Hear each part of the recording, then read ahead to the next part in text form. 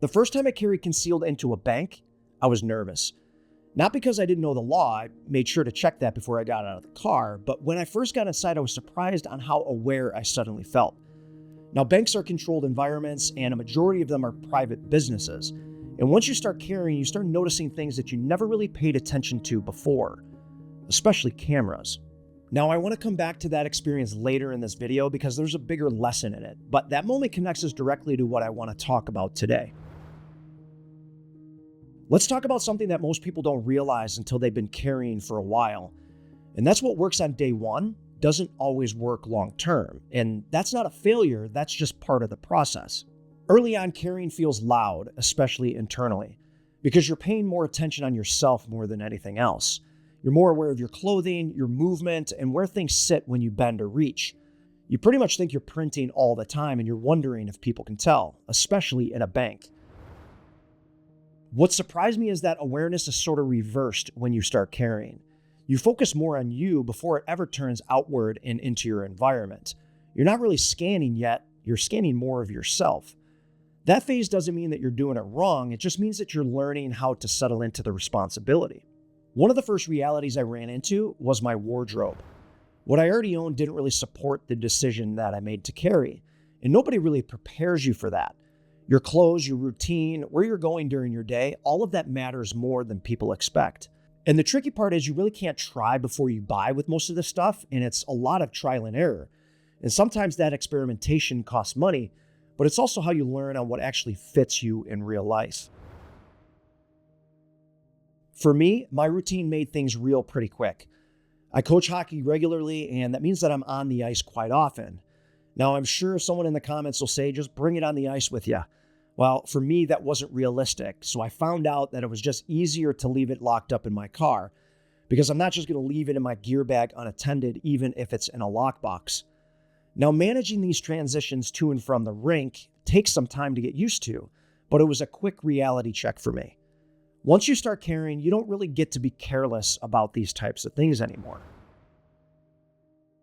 Early on, I realized that I may have been chasing the perfect setup, not necessarily thinking about what actually worked.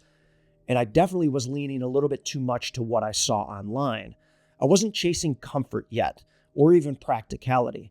But you'll learn that if you're not comfortable, discomfort is one of the fastest ways that people will leave their firearm at home. Now, I'll give you a perfect example of this.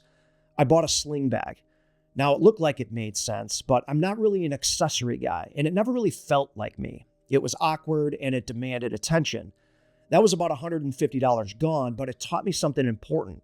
It has to fit who you are, not necessarily what you see online or what looks cool.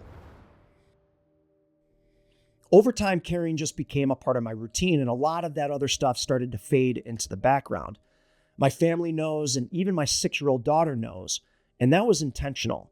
No secrets, less curiosity, more respect. And preparedness doesn't work when it's built on secrecy. Now let's come back to when I was carrying concealed for the first time in a bank. Walking in, I remember noticing how controlled everything felt. And once you're carrying, you start seeing details you never noticed before.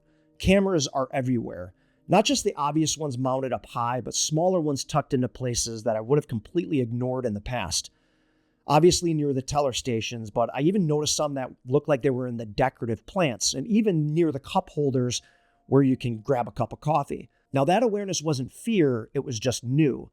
I found myself thinking about how private businesses and banks operate, how monitored these environments actually are, and how different it feels when you're a civilian making your own decisions without a badge or authority behind you.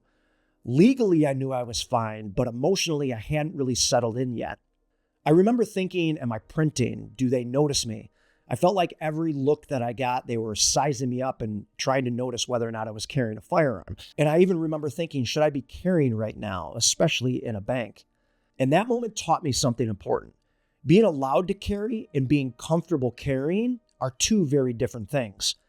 Comfort doesn't come from ignoring awareness. It comes from learning how to live inside it without letting it dominate you. Over time, those environments stopped feeling loud.